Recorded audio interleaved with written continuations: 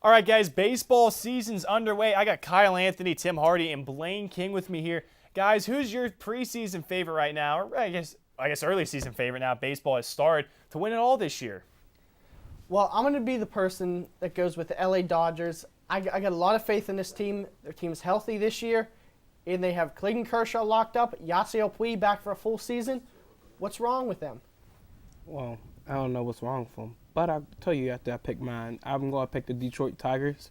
They have a good bullpen and good lot of pitchers. And also you got the AL MVP in there, so you can't go wrong with that. And Lord knows they spent enough money on him, signing him until he's 41. Give me the money. It's all about the money.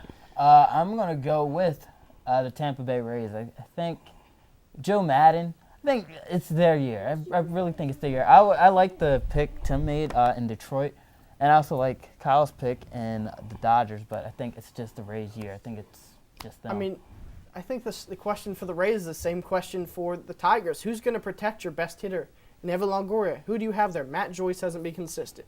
And you got rid of the guy that hit bat behind him. Yes, Torrey Hunter is a great player, but Torrey Hunter's up there in age. Victor Martinez can't stay healthy if his life depended on it. Oh, yeah, then you go to your pitching staff. Justin Verlander had a down year last year. And we saw this before after he lost the World Series. His numbers kept going down. Then it took him 3 years to get back to mid-season form to where he was at. Well, you're talking about your bullpen and your pitchers, but Clayton Kershaw just got himself hurt, so he got to be able to stay consistent throughout the season. And I don't think even though it's a back inflammation, I still don't think he's going to be able to stay healthy throughout the whole year. And I feel like especially when you get a back issue as a pitcher, you're using your back muscles, especially like when you go for those follow-throughs. That's all back. You don't want to have a back issue, especially this early in the season when he's somebody that can easily eat up 220 innings. And that's why they're keeping him out to start the season. They're going to let him rest up his back, get it back to 100%, because they didn't pay him all that money for nothing. Oh, yeah, and then they have Zach Greinke, who's been a proven number one. What did he do in Milwaukee? He was great in Kansas City. In Milwaukee, he kind of fell off the chart. What did he do last year for the Dodgers? Besides for break his collarbone in a fight, he was solid. I mean, broke his collarbone in a fight, though. So I mean, Carlos Quinn then Padres need something good to happen for them. Well, even if you think just that, how about your hitters? Who do you have to back up? Don't say Matt Kemp is going to be good. We have Yasiel Puig and Hanley Ramirez. We have Juan Uribe coming off the bench, who was extremely Juan Uribe is about as old as baseball itself. So was Edgar Renteria. How effective is Edgar Renteria his whole career? But age catch up. Age catches up. He's not playing every day. He's a good fill-in guy. Then we're bringing in all the Cuban immigrants to play to help these guys, and they're supposed to be superstars. Listen, we saw what happened with Yasiel Puig and what's happened with Aroldis Chapman coming in from Cuba.